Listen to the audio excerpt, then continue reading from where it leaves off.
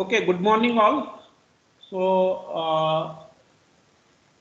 I welcome you all again for day 2 of this FDP on Internet of Things with Industry Perspective. So, yesterday we had 3 sessions wherein we discussed about the principles, practical practices and practical applications of IoT solutions. Then technical overview of IoT was taken by Mr. Abhijit. Along with in the afternoon session, we had this embedded programming for IoT. So today we'll have 3 sessions. Uh, the first session will be on IoT device design and production. Uh, this will be conducted by Abhijit along with Mr. Yogesh, who is a lead engineer in his company. Then communication architecture of IoT solutions, and in the afternoon sessions we'll talk about protocols, mainly MQTT and the industry tools for IoT communications. So Abhijit, I hand over the session to you. Thank you very much, sir, and thanks everybody for signing in this morning. Welcome back. I hope my deck, video and audio is clear. Can you confirm, sir? Yes, it's clear. All right, perfect. So let me get my video on. Okay. Yes, sir, it is clear. All right, perfect. Thanks very much. Great. So today we are still, when you said we have 5 major building blocks, starting with embedded. So today we are continuing with embedded for this session at least, but we are taking it to the next level. Before we start, let me introduce Yogesh. Yogesh, yes. Let me see if you are visible here. Yes, he is visible. Oh, yes, great. Good morning. Great. So Yogesh has a lot of experience in embedded systems, right from conceptualization, designing, all the way to production. He has been doing it for more than 6 years.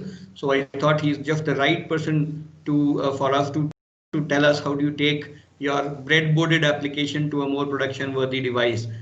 So most of today's session, Yogesh will be doing it. It will be a very hands-on session. He'll be doing us a lot of demos on industry tools.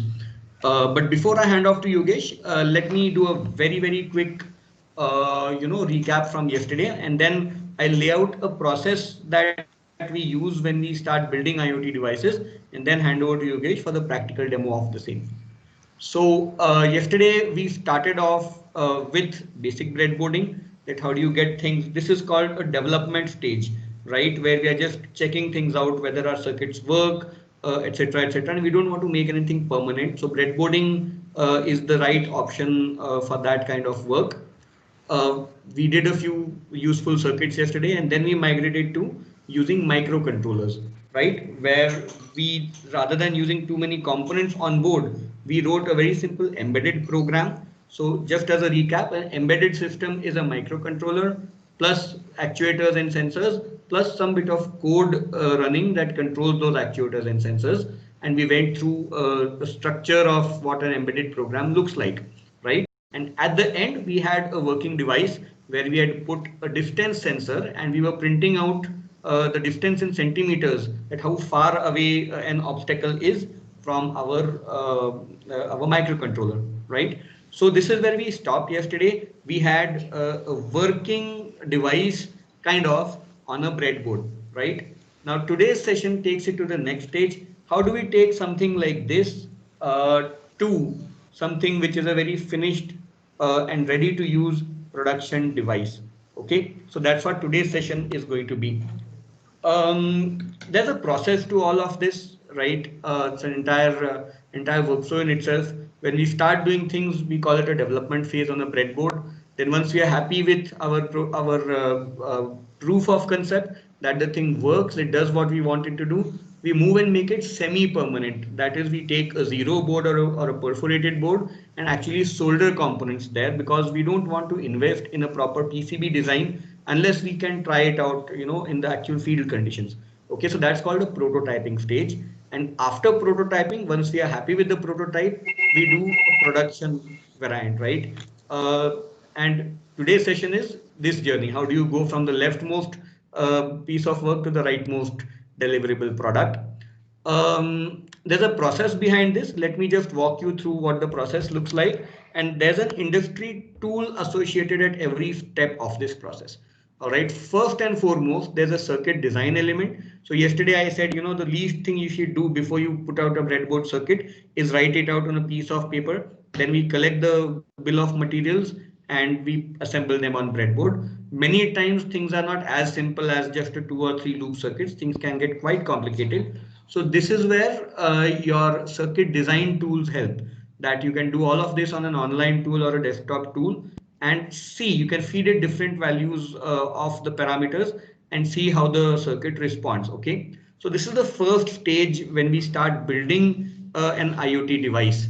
Okay, once the circuit is proven, then we go on and convert it to a schematic design, which is a more formal version of the circuit, because a circuit could be, just nodes and paths. A schematic lays out the things in preparation for us to do a proper PCB design.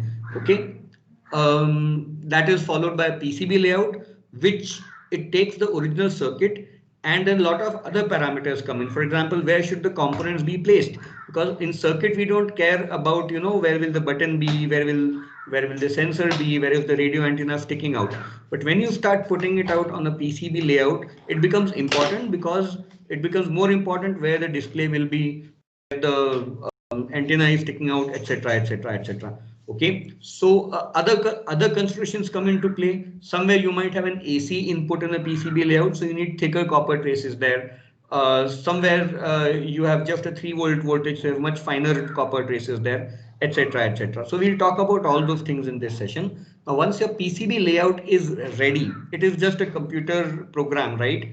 How do you convert something from the computer program? How is this PCB printed, right? Now, originally, or you would have seen college students do a different process with I think, what is the solution? Ferrous chloride solution and all.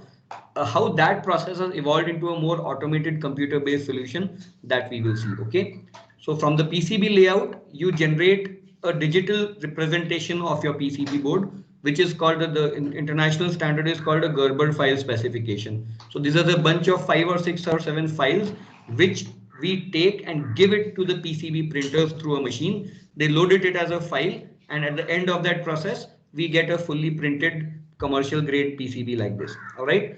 Before we do that, there's a validation stage that we want to make sure that, there's always a review stage before you input material costs into anything. So there are another tool which lets us review whether our schematic is correct or not as a final check. Okay. Now once this is done, then we send it to the PCB printing machine. So this is the entire workflow up to PCB, right? And at every stage, there are certain industry tools involved. I'm going to put out some names here, and we will take the first name from that list, and that's what Yogesh is going to demonstrate for us. So for the circuit design and simulation, Multisim and Proteus are the two most commonly used industry tools. For the schematic design and PCB layout happens in the same tool. All right, I've put up some names there. Eagle is again one of the most popular. That's what we will be demonstrating. There's also freeware version Express PCB. So you can recommend that to your students. It's not as powerful as Eagle or OrCAD, but it gets the job done. All right. Then at the end of the PCB layout, Eagle will produce a set of Gerber files for us, and that we feed to a tool called ViewPlot. Now ViewPlot picks up the Gerber files and recreates the PCB schematic for us, and that we can compare that this is what is going to get printed by the machine. So before we actually feed it to the printing machine, we review it in a tool called ViewPlot. Okay. Now this entire workflow takes us from a breadboard to a blank PCB. Okay, there are no components on it, but it's a fully designed and produced commercial grade PCB. Now, after that, you are going to assemble this PCB. You are going to put the processor on it. You're going to put relays on it. You're going to go put antennas and buttons and resistors and capacitors on it. So there's an assembly process involved. All right. So what happens is the machine to which we feed these Gerber files that produces this kind of PCB. It doesn't produce just one PCB, it produces an entire matrix of PCBs. Okay, because we are talking about commercial grade production now. How do we produce 100 of these devices at once? Okay, and then we break these down into single rectangles, and then there's an assembly process there. Okay, and which is where there are two different kind of assemblies take place. One is using what is called through hole components, right, where we saw yesterday. So you'll have legs and leads sticking out of the components, and you actually put it through the holes in the PCB. So that's called a through hole assembly process. And the other is a surface mounted assembly. So you don't have things like this. Your component are mounted on the surface also. So when we reach this stage, I have got some good components here to show you that what is the difference between through hole and what is the difference between SMD. But these are the processes that we will see. We will see some videos also of how these boards are assembled automatically and by hand both. All right. So, but before that, let me go here and to show you all these tools and to show you the process from how we design a circuit, how we simulate a circuit, how we do schematic design, and how we produce a PCB design out of it. I will hand over to Yogesh to give you an entire demonstration of this process. All right, and after Yogesh is done, we will see a few videos of how you actually assemble this circuit. All right, Yogesh? Yes. So all yours. You can start the demonstration. Yeah. So I'll move aside. I'll hand over to Yogesh for the demonstration.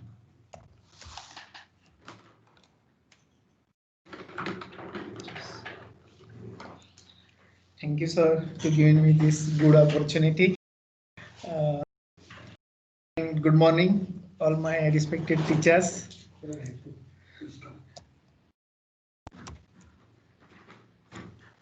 Basically, PCB designing is splitted in three different parts: schematic, or circuit simulation, then circuit design, and then PCB layout. So yesterday we seen how to build different circuits like LED blinking, then daylight sensor, etc. But this is not too much reliable. For prototyping it is good, or for just pre-simulation it is good, but for manufacturing or as a product level, breadboarding is not a good solution. So there is a need to some efficiency product. So we go to the PCB layout. So how to create this type of PCB? So today all section we cover how to convert our yesterday this circuit into this. Okay. So let's start now. I share my tool Multisim.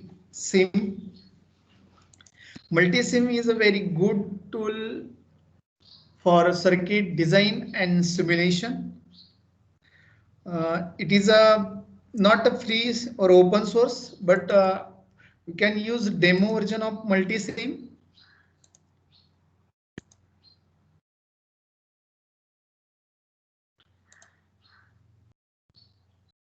I also use the demo version for today's session, but license version also available. Then another one, Proteus is also good tools. Proteus 7, Proteus 8 is also good tools. So can this share this tools? Yeah. So what you can do is you can simply share it onto the main screen. Yeah. And thanks. Yeah. And in the meantime, you can open the other tool on the screen. Okay. Thank you, sir. So just a quick check with everybody. Is the tool we are sharing visible to everybody's screens? Yes, sir. Visible, sir. All right. Yes. Yes. Thank you, sir. Yeah. So this is a Multisim 14. Always, whenever we build some new circuit, there is a requirement a component or some material. So this is a stool. So there is also some store. So this is a store box. You can say this is a store of this tool. You can pick up different type of component like these. Select different type of component like power components, DC power source, signal voltage source, controller voltage source, then different types of basic component. There's a bit of a lag between what you're showing and what's appearing on the monitor, Yogesh. So just give a few seconds. Okay. Before we move on and talk about the next thing. Okay, sir. Right. Yeah. So this is a basic component store where we pick resistor, capacitor, and so on. Okay, and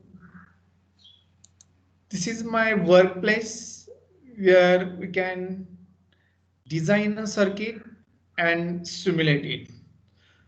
So let's start.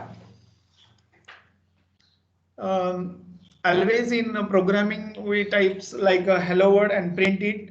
So as in embedded or in electronics, we start from blink LED as like print hello world in our IoT or embedded programming.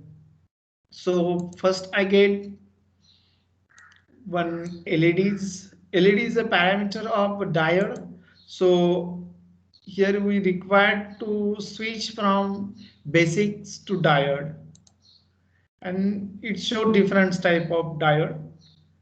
I click on the LED button. So here different types of LED available, and it's very good tool. So whenever we go to market and say give me LED, the shopkeeper say which LED, give me details. So whether it is a SMD, through hole, then through hole, what LED, whether it is 3 mm, 5 mm. So sometime maybe a student or some new client is slightly confusing about this, but this tool is very good help to introducing basic component. In Eagle also this facility available. So let's select one LED. I get red LED. Just click on the OK button. So I put here. Then again it asks for new component. I goes in basic where I select register. As yesterday we seen to connect LED using some resistor between 100 ohm to 500 ohm, we use 330 ohm resistor to blink this. This is a demo version, but it's quietly good to show. I rotate this LED by a register by clicking right click and rotate to 90-degree clockwise, and then by a simple clicking it move toward to the same direction of LED. Then I again click on the power source, some DC power, AC power, DC power, and so on is available. I select DC power and click on the OK button. Here we can change the voltages of power source. It is 12 volt, 5 volt, 3.3 volt, 9 volt, 24, and so on. Just edit to 5 volt. Then I get some basic switch, different type of switch also available. So I get one switch, inserted here. Okay, so now I get all these require component. We start connect one by one. So I connect my 5 volt to switch one terminal. This is basically equivalent of what we did yesterday, right? We did Yes, build sir. the Yes, entire sir. bill of materials on one place. Yeah, yeah. And then we start assembling it together. Yes, sir. All right. Then just click on the one terminal of component and then again click where other component. So this both component is connected internally. As you connect to the slide, it also get connected to the negative. So just complete the circuit. Click on the run. This is a shortcut key, run 5 F5. But also you can go on simulate and click on the run button. When I press switch, there is an arrow which indicate the LED is turned on or off. When LED is on, the color will be filled in this arrow. So when I press this S1 button, the LED is on. Wait, let it happen on the screen. Okay. Yeah. And when I release this button,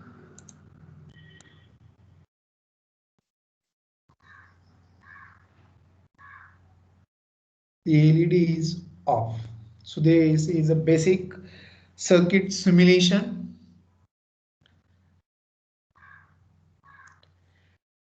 So let's start second example.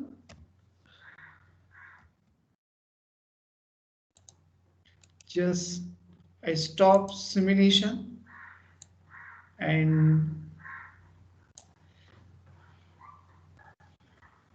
then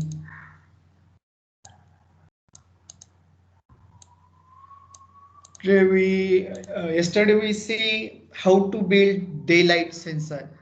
So let's start this also. Again, I go to the store and pick some component.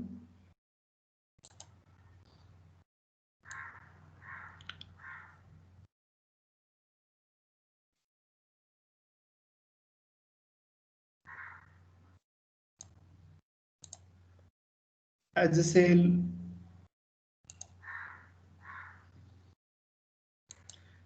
lower part that we seen yesterday, the divider circuit of register and LDR.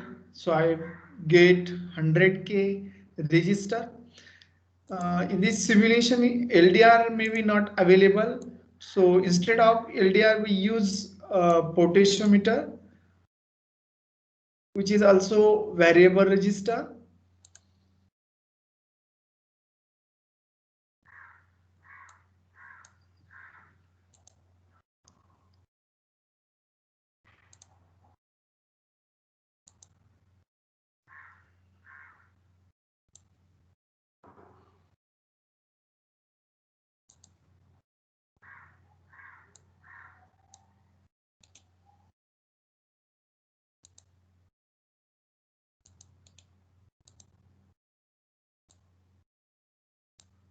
We are creating the same circuit we created Yes, yesterday. sir. Yes, sir. Yesterday we did it on breadboard. Today Yeah. we are doing it in the tool, right? Yes, sir. All right. Then I select transistor. We use a BC547 series, which is a NPN transistor. So I select here BC547. Yeah.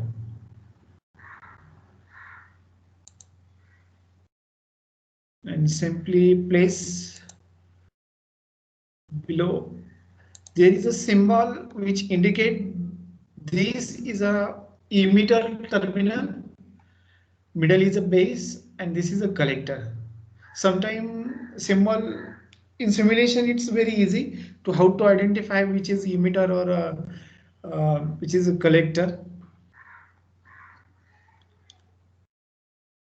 Then I get power source,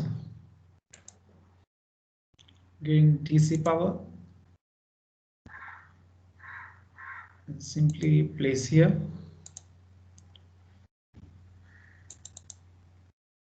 I change this to 5 volt.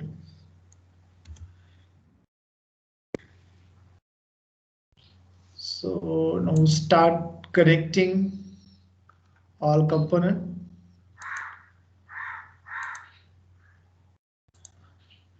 This is a very good tool to simulate our designing circuit.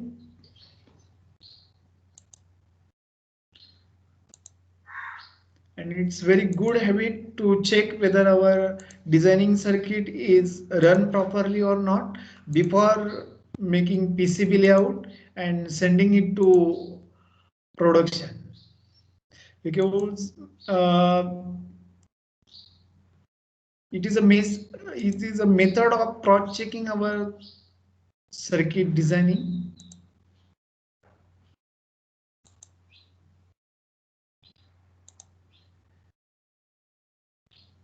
So my circuit connection is completed. Here my circuit is completed.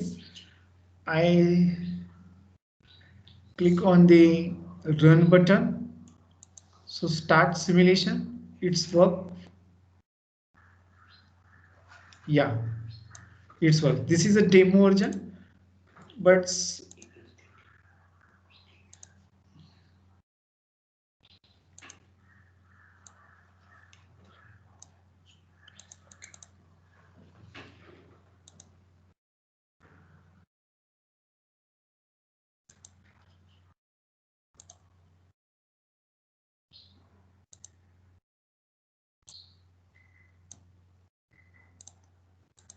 again I click on the run button and change the resistance using potentiometer.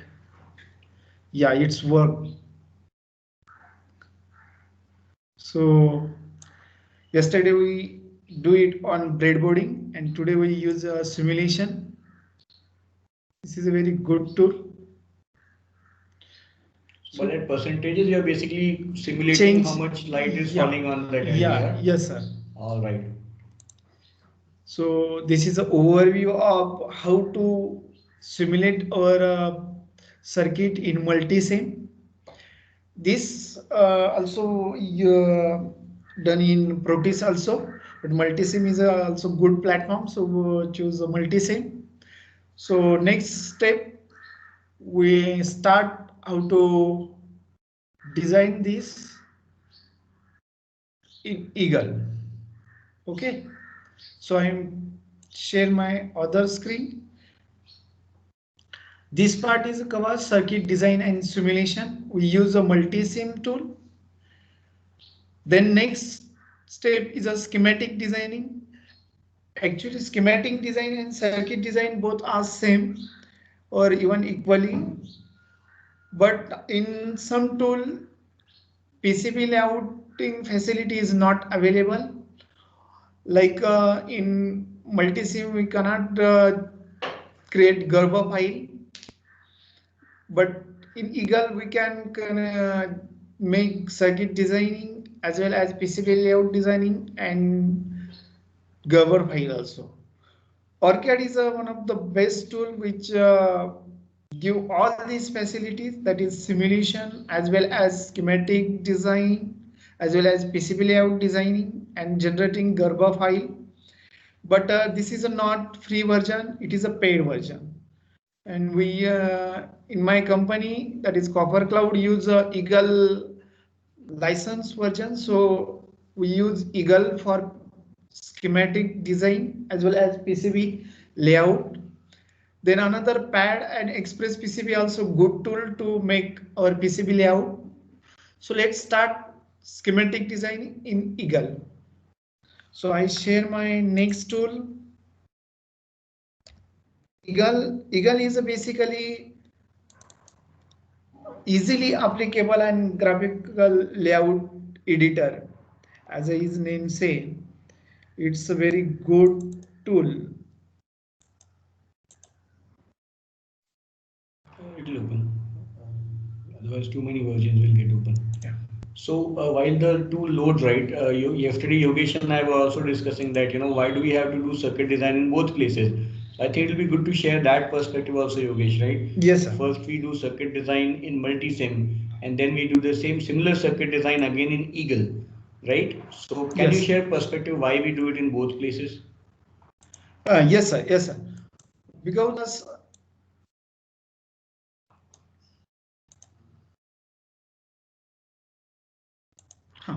because all these tool is not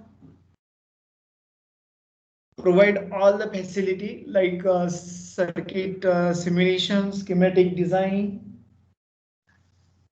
and layout, PCB layout design. So we use different tools to simulate circuit. We use Multisim.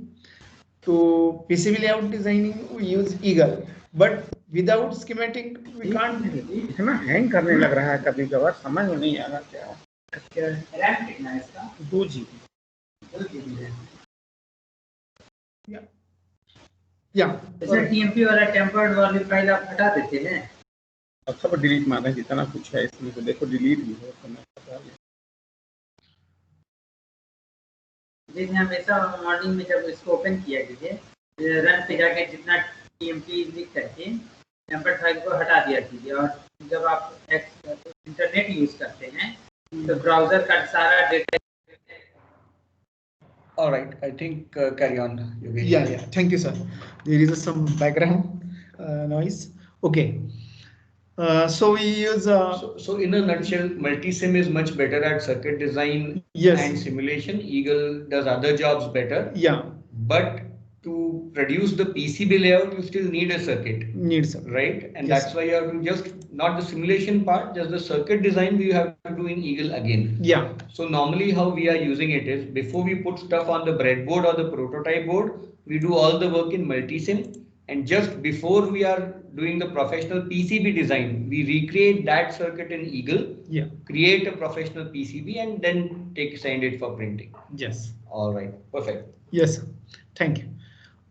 So let's start in Eagle. I go to the file and say new schematic. It's open. Drag it there. Yeah. Yes, sir. This is show the new schematic. Again, this is a store for Eagle. We can add.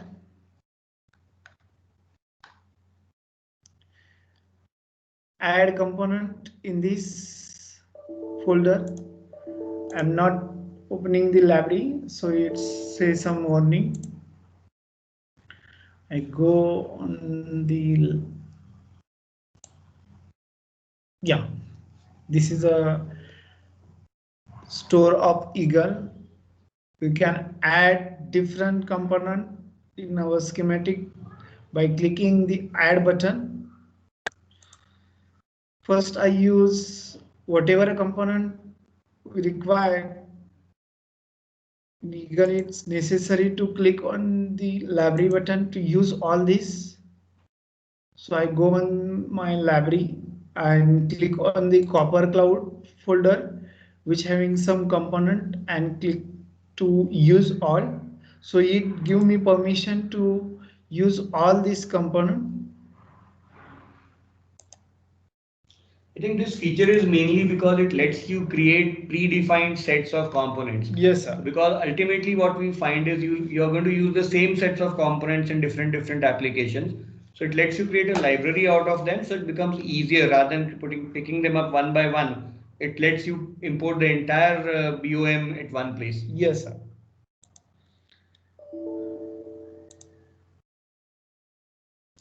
So again, I add some component. So let's start how to build this daylight sensor in Eagle software. I go in my lab, I get some connector because to connect our power supply, we require some connector or connecting wire. So for PCB, we use connector. Here, different type of connector. Eager is a very good tool, say, because it give proper name of this component. So whenever we go on shop and say shopkeepers give me connector, it will ask you which type of connector. So slightly confused. I require some connector. Most of time student do this. So I suggest request use this tool, which is give brief introduction of all the component. So different type of connector available in market. So like this is called MKDS connector, Relement connector, then other bug strip connector, and so on. So this is a very good platform to basic introduction of component as per market and industrial standard.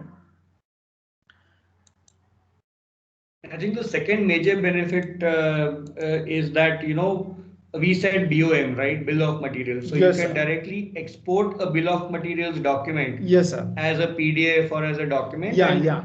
Just like, just like we give a prescription to a pharmacist. Yes, yes. We just give the bill of materials to the supplier and they Yeah. ship us exactly everything. So there is no confusion of what version, what manufacturer or what kind of components we are requesting. Yes, sir. Yes. I place this connector.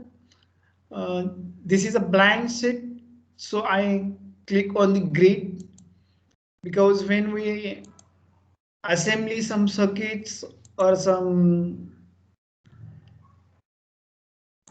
wiring, there we use this copper clad PCB. It's having some holes. There is a distance between two holes. It's a 2.54 mm. Okay, this is a very standard.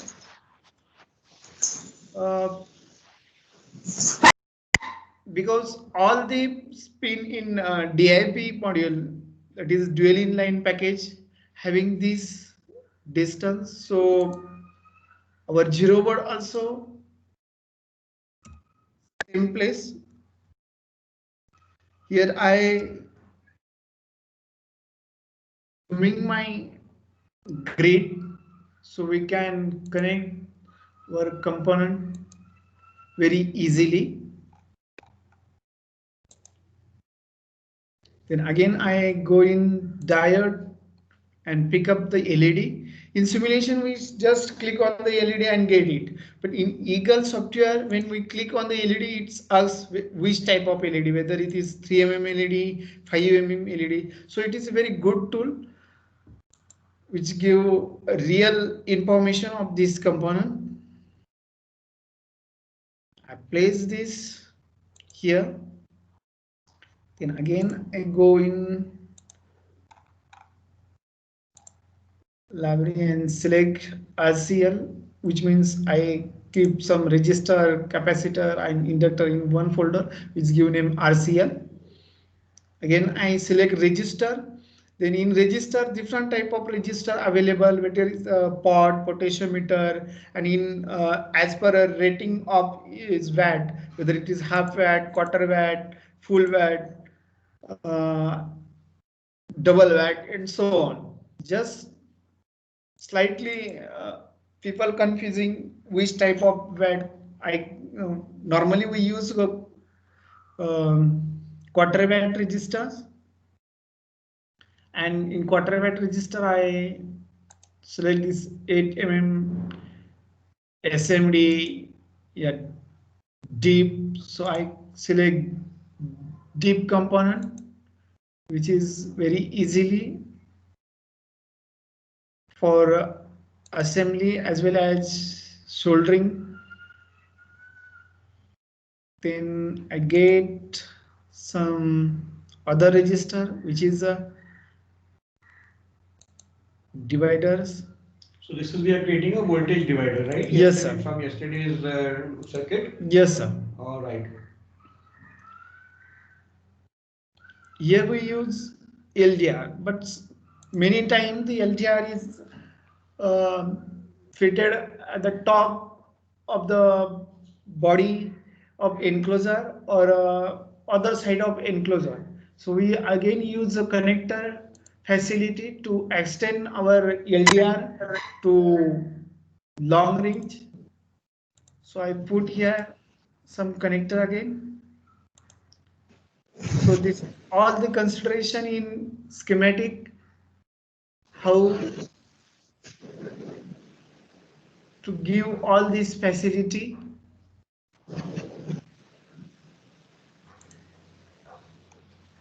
Because all this consideration is required in schematic design. So once we done our PCB, then it's very difficult to adjust the other component. So consideration of other side factor, that is input, output, and other sensor, all these considered in schematic designing. Then I click on the transistor and select transistor. Then it shows different type of packages in TO90 package, TO220 package, SOT package, which is a SMD package of transistor, and so on. So here I simply select TO92 package.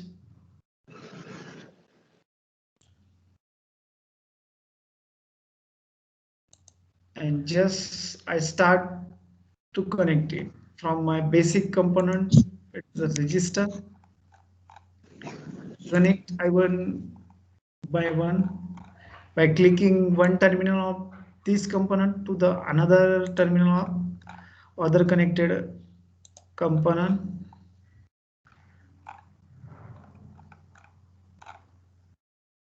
Just clicking and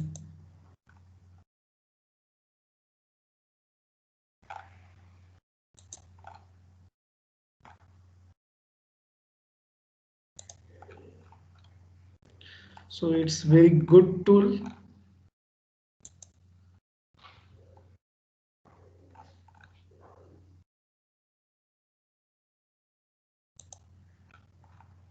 When we connect this, the node is created automatically.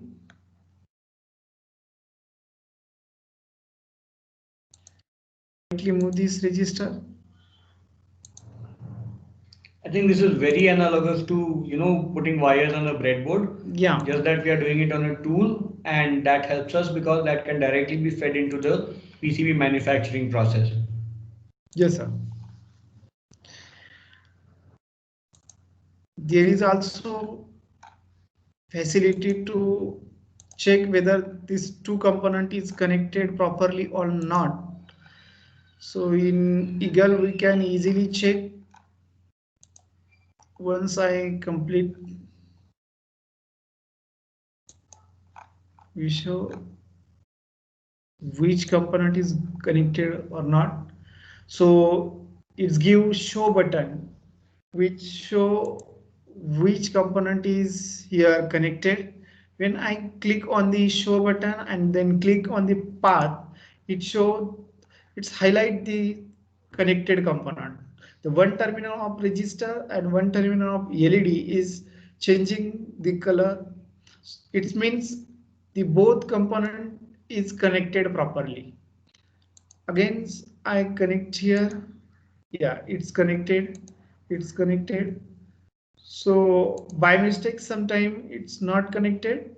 Then it show open connection between these two, but it's connected properly. So it is a very good tool.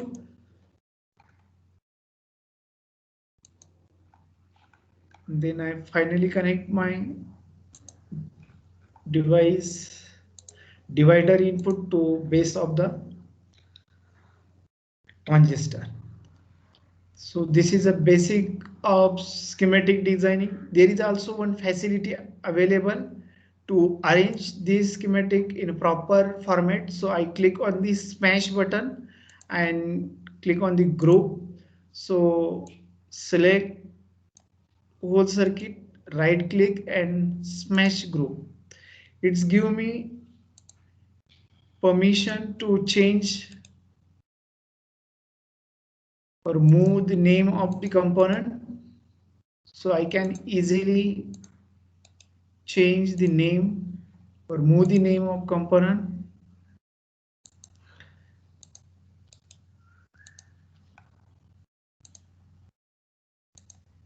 Because proper naming is also very good habit in schematic designing. Then I give proper value.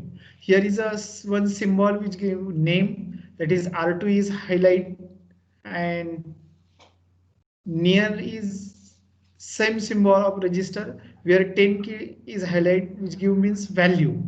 So all this component we can get whatever value you want. Here I put simple value that we use yesterday 100K and click and enter it. Again I click on the move button and slightly change.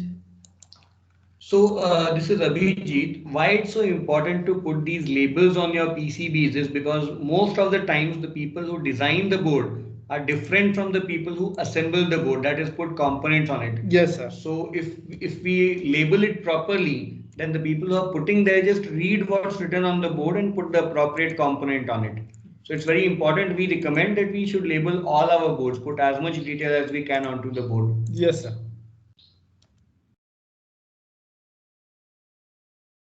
So it's very good habit to give proper name to each component and proper value also.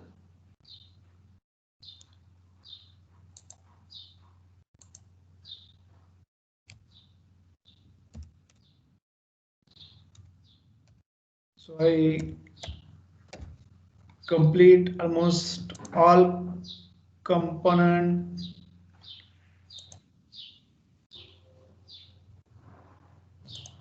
naming.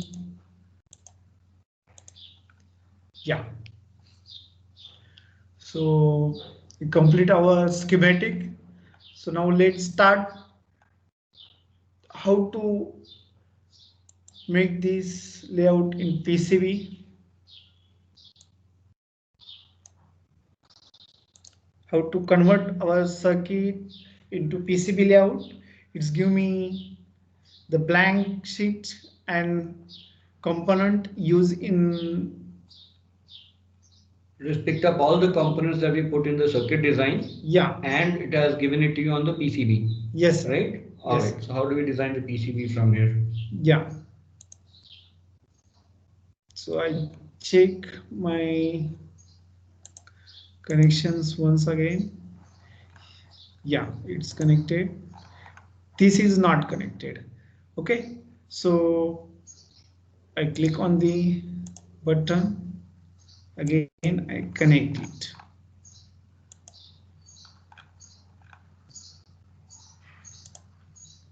And click on the button. Yeah, it's connected properly.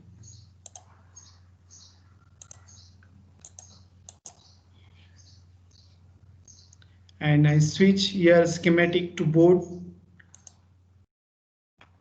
Show me some component.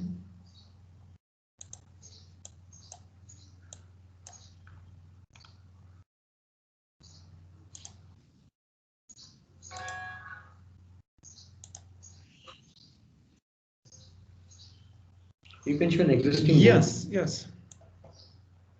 Just give me some warning. Just wait. Yeah. All right. All right. All right. So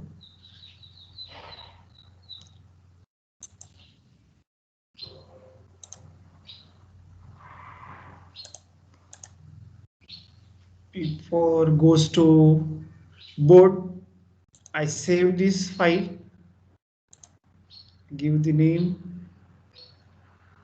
save in my desktop PCB, the daylight sensor. Not take slash, I think. Okay. Yeah, just give it daylight, save it like that.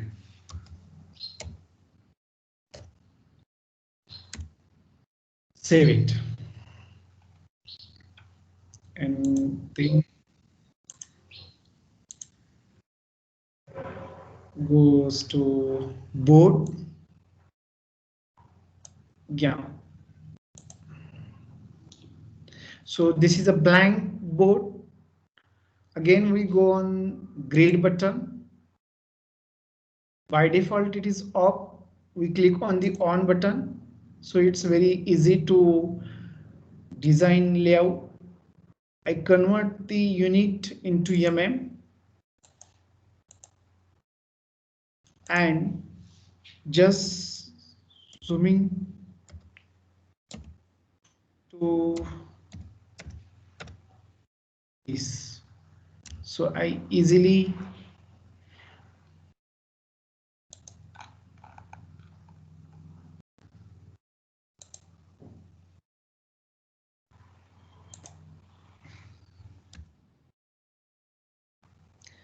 then another consideration of size of PCB. Here for demo version we have no any size. We can simply like whatever size, but in industry production or mass device production it's very difficulty to fit our PCB in enclosure. So always size consideration is one of the major factor in PCB layout designing. Just right clicking and property, we can change the size of PCB. You can say 50 by 50 mm, that is 5 centimeter by 5 centimeter. So I apply and changes to this. Again, I click on the property, change 0 to 50. So whatever size you want, you can simply put the number and click on the apply button. Then so there's one more implication to the size. You Yeah. can bring the circuit on while I explain the Yeah, size. yeah, yes, So sir. there is one more implication to the size, that is cost, because almost all printers, right, who print the physical PCBs, you can continue Yes, sir. assembling, charge us by the area of the board. All right, so it's a 4 centimeter by 6 centimeter PCB or a 10 centimeter by 10 centimeter PCB. So one implication is the size, because it directly relates to how expensive the PCB is going to cost. Okay, so the PCB I showed you yesterday, on which we have built our IoT device, costs around 40 rupees odd to make for one single piece. All right. The other implication is, see, ultimately we are going to have to fit this PCB in a box, correct? And the box is going to have a particular dimension, it's going to have screw holes in particular places. So when we design a PCB, we must keep all this into account, that what are we going to pay for it? What is the constraint imposed by the box? Where do we need to leave the screw hole so that we can close the lid of the box, etc., etc. So that is why all of this is beyond the circuit design. Circuit design is done in the previous tool, but the PCB design also takes care of all this alignments and size and cost implications. And that's why Eagle is a particularly useful tool for all those things. Yes, sir. Yeah, thank you, sir. Again, I place the component one by one. Here is a very less component, but always in PCB designing, whatever component like a big capacitor, heat sink, it's placed on the edge, any edge of the PCB, so we can easily spread heat, and whatever smallest component place in middle like microcontroller, processor, etc. Here is a no any big component, so we can let's see it very easily.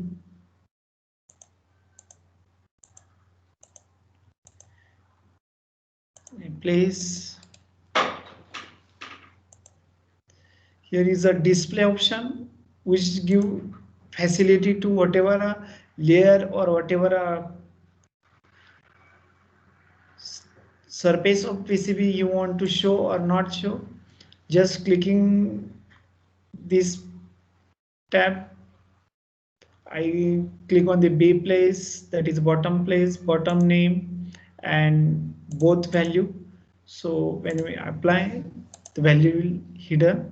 It's not printed on the PCB, so it's very good. Again, I smash all these value.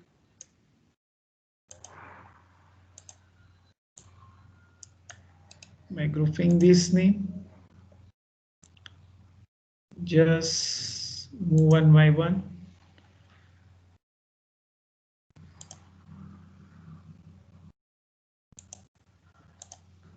So it's very easy.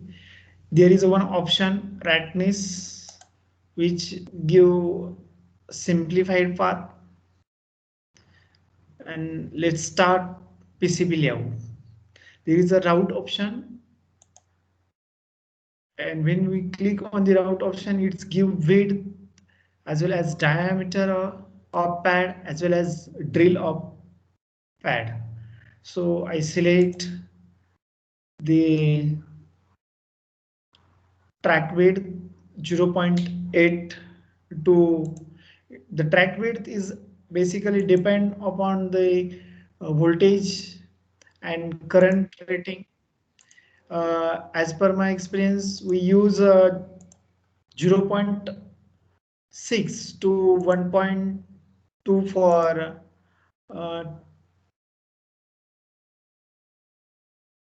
1.4 almost for our all signal track, and for power track if we use a voltage greater than 9 volt or near about 24 volt 30 volt, so we increase the track width. So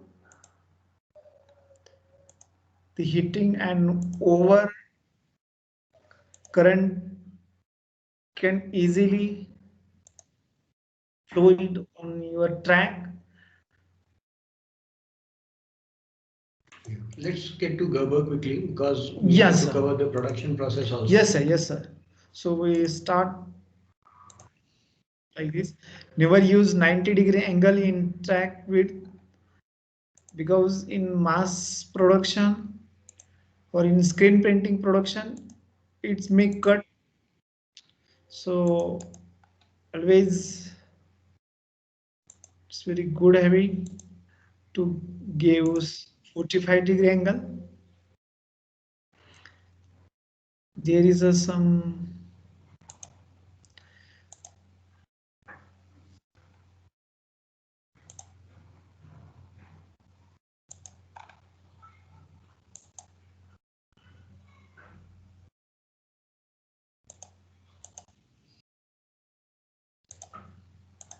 so let's do it quickly. That's it. Here we. So this is complete the entire PCB design. Yeah. Right? Not just schematic. This is the PCB layout. PCB layout. Which can be directly fed into the printing process. Yes, sir. Correct? Yeah. All right. So what I would like you to do, Yogesh, is just show the Gerber files, not the open files. Just show the names of the files, so that people can take a look what are the extensions like. Yeah. And then we will take them into the videos on how we use these files. Sir. Okay. So let's save it and quickly how to generate Gerber. Yeah. Yeah. So go on the cam.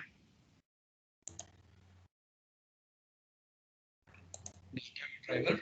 Okay. No, it's locate file equal div. Yeah, save it. It's a new machine, right? Yeah. We have a new operating system here.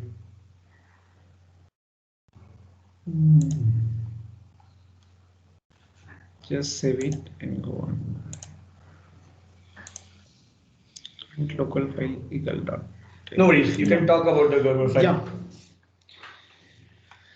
And just simply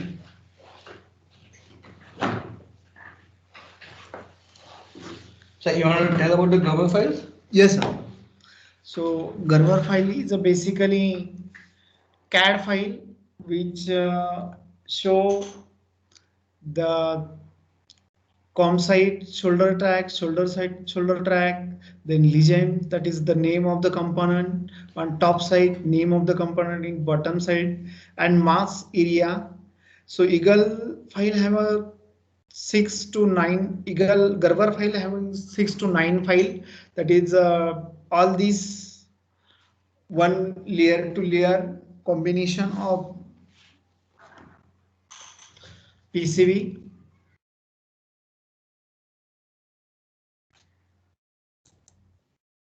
It's okay. I have a new computer, so it doesn't have the driver for Gerber files. Yeah, yes, sir. So, अपनी Gerber open करके दिखाए? No, we'll just talk about it. Yeah, okay. All right. Yeah, yes, sir. Thank you. So thanks to Yogesh for walking us through that tooling. See, basically this is what we have done is once again just why we are doing this. We have taken the breadboard, we have converted it to a digital schematic. We took the digital schematic and we converted it to a digital layout here, right? And we took the digital layout and converted to a bunch of files called Gerber files. It's an international IEEE approved standard for PCB formats. Okay. Why Gerber files are so important? Because see, in the past we have seen that we use the ferrous chloride and sodium sulfate solution to create our own PCBs using copper clad, right? That is good for single layer PCBs. Okay. What I'm showing you here is two layers. On the top there are certain components. You flip it over. If you can look at my video for a bit. On the bottom there are also certain components there. So this is called a two-layer PCB. Now there are 3-layer PCB, there are 5-layer PCB, there are 7-layer PCBs also. So between the top and bottom, this chip starts getting thicker and thicker, and you have more circuitry planes in between. Okay, how do we know that is happening? You can take, is my video clear? Is my camera clear? Can somebody confirm that my camera is clear? Yes, sir. All right. So how we know there are multiple layers is you put a torch in front of your PCB and you can see multiple, more circuits emerging, which you can't see from the top. So Gerber files are so important because what we cannot do by hand, multiple layer PCBs, Gerber files can represent all layers, and it's the first step in automation of production of your boards. Okay. So if I can go back to my deck and show you the process.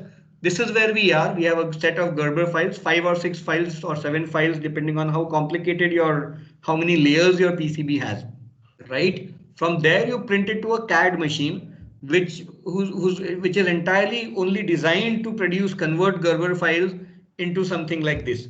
All right. That's the end of the PCB printing process. That's not the end of the device production though. Okay. So you get these kinds of bunches in large scale. You can make thousands of these. Okay. So if you go to a PCB printer, they'll generally ask you how many thousand boards do you want a month. So that's the kind of scale that these machines print at. All right. Now let's look at this board. Is there? It's all empty.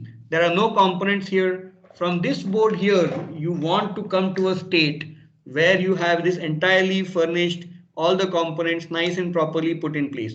Now this process is called PCB assembly. You have a blank circuit board. You're going to put lots and lots of components to make it a proper device. All right. So as Yogesh has told us, there are two kinds of assembly we do. The first is called through hole assembly. Now these are the kind of components you put here. These have pins which go from one part of the board and stick out the other side. So you can solder them from the bottom. All right. So this is called THT or through hole components. some of the components on your board are going to be through-hole components. Many of the components these days are going to be what is called SMD, surface mounted devices. So they don't have those leads. They are like very, very small. Primarily, we are able to produce such small devices because we have surface mounted components. So I'm sure you are not going to be able to see each component, but I'm just holding a roll in front of the camera. This is what? These are resistors. Yes, sir. Now this is a resistor. Each rectangle here is one resistor. Compare that to the resistors we use in the through-hole paradigm. Okay, so there can be 3 through-hole components in the area it takes to consume 3 SMD components in the same area that a through-hole component consumes. All right. So that's why the smaller the circuit, the more complicated the circuit, the more the number of components we are going to put on circuits, we are going to prefer more and more SMD components there. Okay. And obviously that through-hole components have to be put through all the holes on your PCB. SMD components, if you do it by hand, you pick up each component by a forceps and put it, in the right place. It's not practical to do it for SMD components at a large scale. So there are automated processes for this. So let me show you 2 processes. The first one is for through-hole components. Okay. So there are people, in the processing plant, which will put the components in the hole, all right, and put it in something called a wave soldering machine. So for example, you can put capacitors, components, diode, chips all over this place, and you feed it into this machine, which is called a wave soldering machine. I will just run this once and show you what this looks like.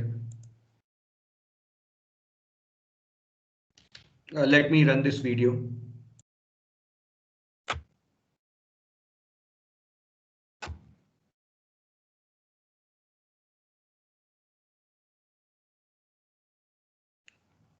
My mouse has got stuck a bit. It doesn't matter. We'll run it now. So just give me 1 moment to load that video.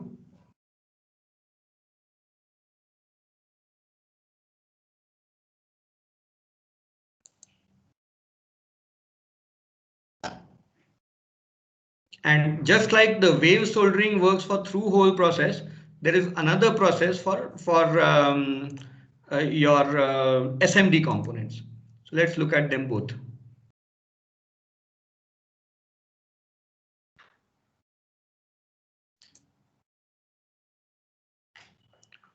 So what I'm showing you now is a wave soldering process.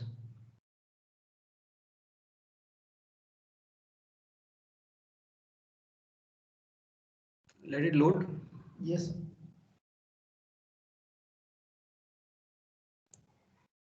Give some time to load.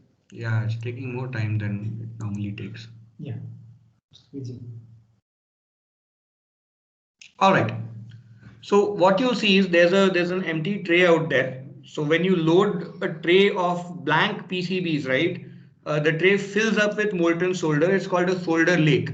I've shut off the audio because it is distracting. But all this machine fills up, as you can see right now, with what is called a solder lake. It's all molten solder, and on top of that you float your bank of newly printed PCBs. All right, and as the PCB components go through the molten solder, it just picks it up and everything gets soldered.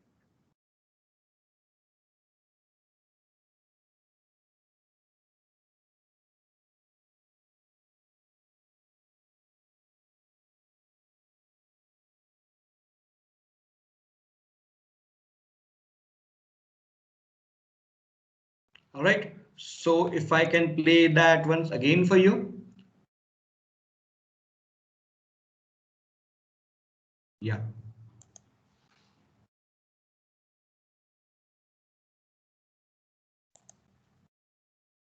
Right. So once again, so you can see this machine with an empty tray. So when you are trying to automate your soldering process, the tray of the machine fills up with liquid solder. This is called a solder lake. And you float your PCBs tray. So they are not just one PCB, they are a matrix of many PCBs. So that floats over your solder lake, and it gets, all the components get soldered automatically. You can produce thousands of these pieces through this process. Okay, so this is called wave soldering, and this is used for through-hole processes. All right. Now there's another very nice process used for SMD components. Let me show you that as well.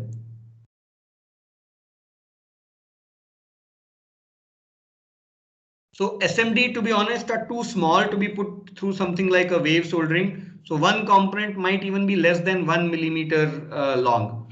So you need a different kind of automated process. This is called a pick and place process. So let me run that now.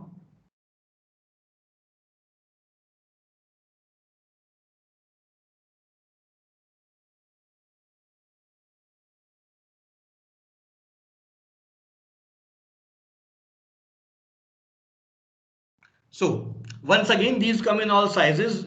It can be as large as a room, or it could be as small as your desk. So what happens is there's this, if you also look for 1 minute in my camera, these are the kind of rolls of SMD components that are loaded into the machine, and you feed the Gerber file once again to this machine, and it goes and picks up the right component and places it onto your board one by one. All right, so that's why it's called a pick and place machine. It is useful for surface mounted components. As you can see, there are no holes in the PCB. All the components are just stuck on top of the board. That's why these are called surface mounted components or surface mounted devices. All right. So two processes we have seen. For through hole, we have seen there's a wave soldering process, and for SMD components, we use a pick and place process. So this is, I wanted to give you an exposure to how large scale production happens for the PCBs. All right. So I'll just fast forward this and so that you can see what the end product looks like. So this is what the product looks like at the end.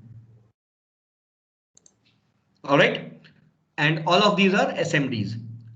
So at the end of this process, let me go back to my deck.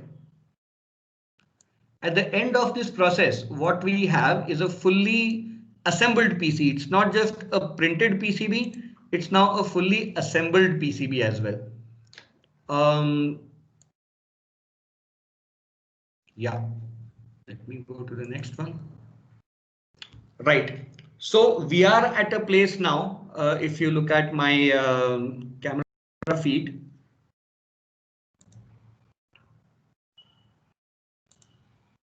There's my camera feed. Yeah. So we have produced this device now. Okay, we started with a breadboard and we have come all the way and we've produced completely assembled and printed circuit board.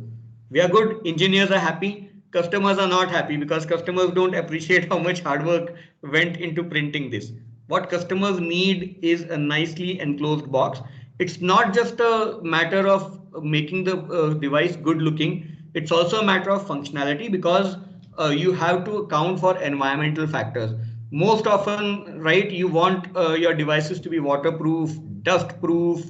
They should be able to take a bit of a shaking up without getting dislodged, etc., etc. Okay, so that is why there are some there's an international rating standard for enclosures.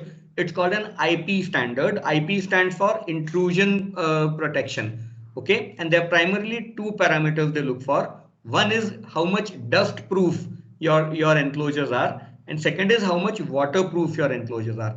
So if you focus on the left half of the screen, IP65, there are always 2 digits here. That means the 6 is 6 out of 10 on a particulate matter protection. Okay, so you can take it to a desert, etc. You can bury it in sand. It will still not allow dust particles to fit in. Okay, and the second number is how much waterproof it is.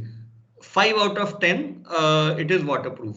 And what those rating mean, I have put on the right hand side of the screen. So 5 out of 10 dust protected, limited ingress of dust permitted and will not interfere with operation. 6 out of 10 is absolutely no ingress of dust. Similarly, 5 out of 10 is protected against jets of water. If you take a high speed water jet and push it onto your enclosure from different angles, no water will come in. If you look at it, 7 out of 10, you can put this thing inside water. You can immerse it, submersible boxes, and no water will still go in. All right. So invariably, you know, whether it's a domestic application, whether it's an industrial application, whether it's an office application, you would most of the times want to go for an IP protected box. All right. So at the end of this journey,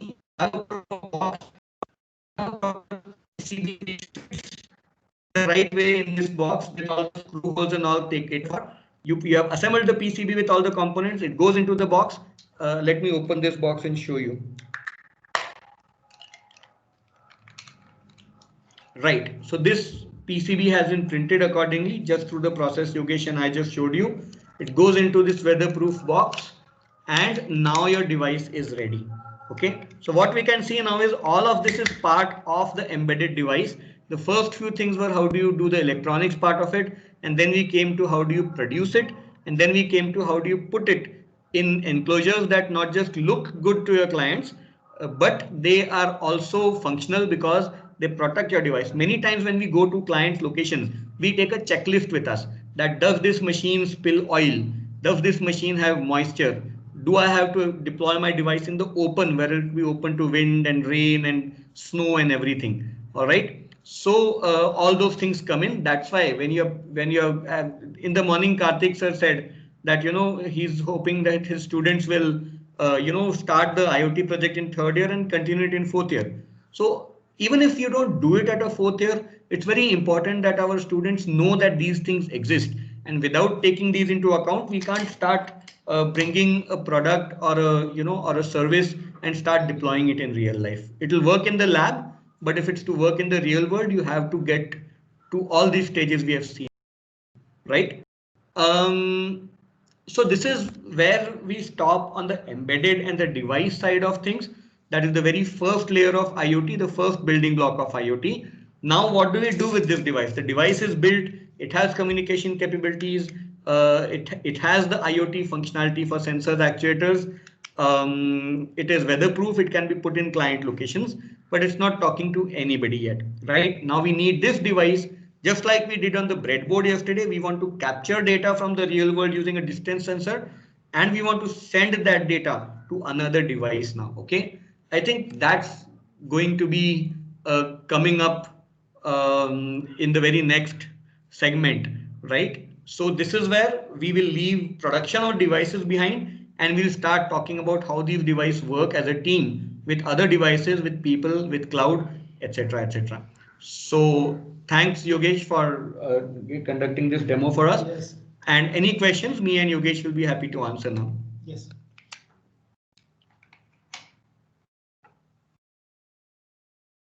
Yeah, thank you, Abhijit. And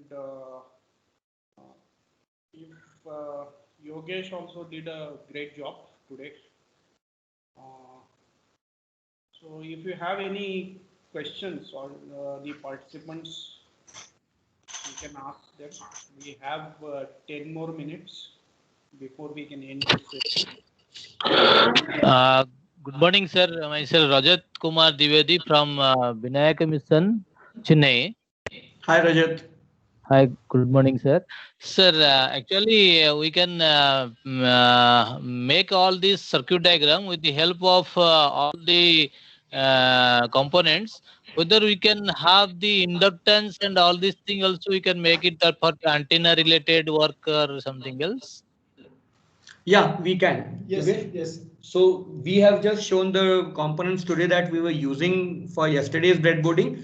But yes, see, these are very professional tools which are used by companies bringing products into the market.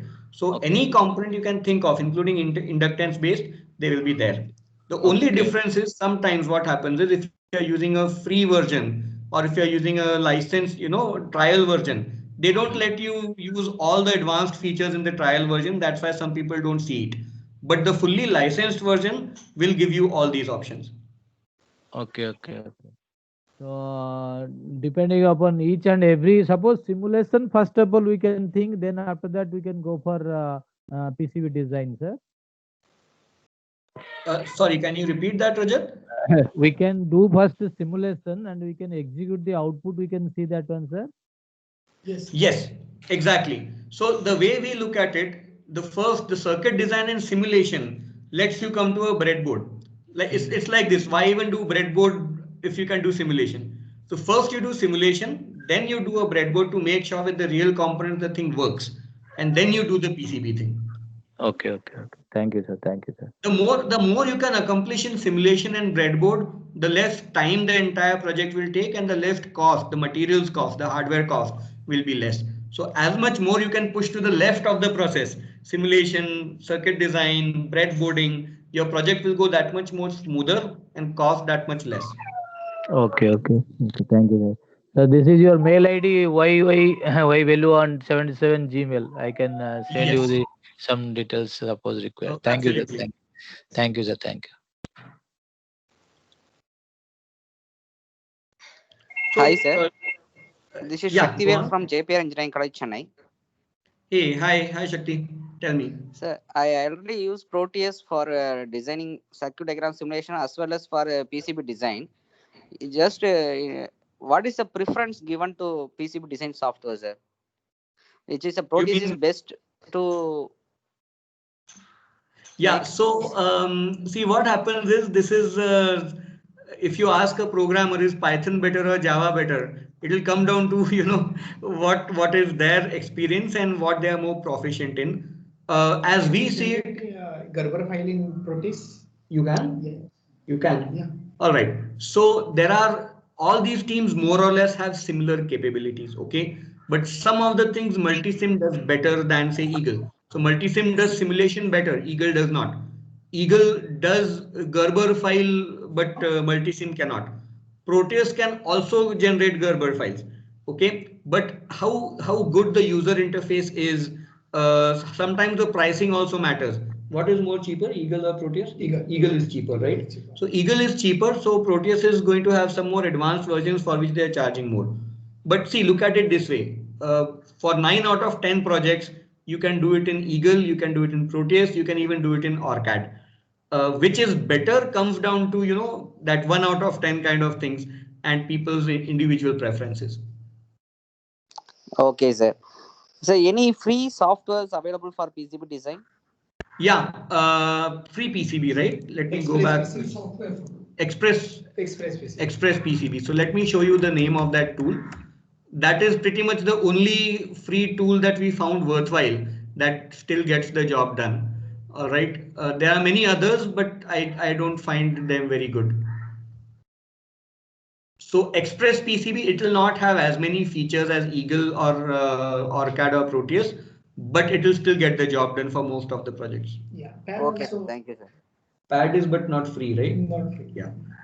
So yeah, you can start off with Express PCB. What I would suggest is since we are a corporate, right, we would always recommend that if you're going to use Eagle and something, you can get started with Express PCB, but at an institute level, you get organizational discounts on the licenses. So you might want to explore also procuring licenses for for Proteus and Eagle, and that will give you much more power to much more set of capabilities in the tool. Students, online, if you want to train your students, Express PCB is going to be good enough. Yeah. IoT labs should have this infrastructure. Yeah, so many colleges these days are starting out with their own embedded labs, IoT labs, VLSI labs, and I think they have budgets for these kind of licensed softwares. Okay, sir. Okay, sir. Thank you.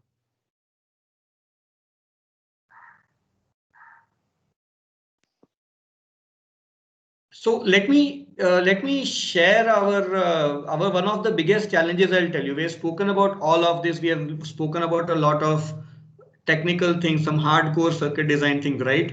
And you might feel that some of our biggest challenges came from the PCB design or something. So it's very unexpected, really. But to be honest, there was only one reason that we included this segment on enclosures in today's session, because that is the most neglected part of the device design part. All right. And for us, the biggest struggles, to be honest, you may not believe me, have come from, how do we get the right enclosures for our products? Because it's a chicken and egg problem. When you design a PCB, you know that it is going to fit in a particular enclosure, right? And when you buy an enclosure, you're never sure whether the enclosure is going to fit right with the PCB. So what do you do first? You do PCB first, or you buy the enclosure first? And secondly, if you're going to bring out a proper, let's say, let's say AIT decides to bring out a product of its own. It wants its own branding on the product, that all products will have a nice label and all. So they need to invest into entire enclosure 3D design and everything. So there's an entire process in that fold also. It is very expensive for a single custom made, PCB could just the mold, just the template could cost you 3 to 4 lakhs. All right. That is why startups like us, colleges, they have a lot of options. There are blank templates of enclosures available. So this is one of the templates we use. If you have a larger box, you get bigger IP66 boxes. So IP66, 65 boxes are going to have a silicone lining in their lid, which is why they don't allow dust and moisture particles to enter. At times, you still need nice looking enclosures without having to pay for it. So as like everything else, you have a big range in ready-made enclosures also. So this is also an IP65 enclosures with a transparent lid. So what we do is we put a lot of display elements behind this. So when the LED glows, you can see that there's something inside the enclosure. And when the LED doesn't glow, it looks like a normal box. So there is a lot of options you can explore. Eventually, anybody who wants to bring a commercial product into the market would want their own branded and customized enclosures. But to start with, there is enough variety. I could, if somebody is hoping to get your students to build these products, I could share some links of manufacturers. Who manufactures our boxes? Bangalore, right? And Coimbatore. Somebody in Coimbatore manufactures these boxes for us. Many type of it. So to us, we have taken almost 18 months to become happy with the boxes we have. The technology was actually the easy bit.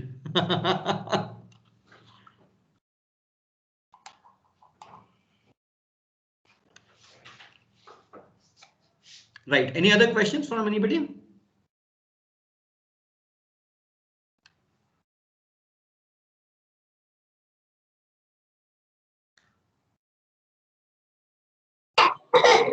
No, sir. Thank you, sir. Thank you. Sure, Rajat.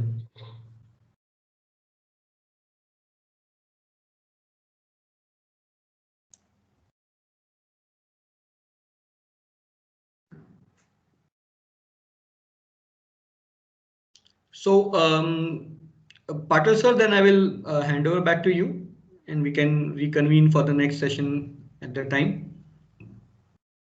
Yeah, so we can end this meeting and we'll rejoin at 11:45. Sure. Timing. Rajeshwari madam, have you ended the, recording? Stop recording. Can you do stop recording?